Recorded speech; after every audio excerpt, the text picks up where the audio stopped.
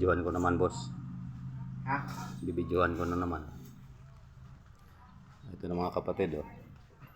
Paplasteringan ko na yan. Yan para matapos. Tatapusin ko na to ngayong araw yung plastering. Yan, poste, pupusan ko yan. Itong kabilang side, tapos na. Yan, tapos na yan, plastering. Nilipat ko na rin dyan yung lupa. Yung dito, may langka dito, wala na, oh. Tinanggal ko na yung langka, pantay na yung lupa dito. Plasteringan ko na yung kalahati. Yan, ituloy ko na yan. Inabang ko na yung flexible hose para sa kuryente, yan, sa ilaw. Lilipat ko yan dito sa itaas, sa gitna. Nagbistay muna ako ng buhangin para pang halo.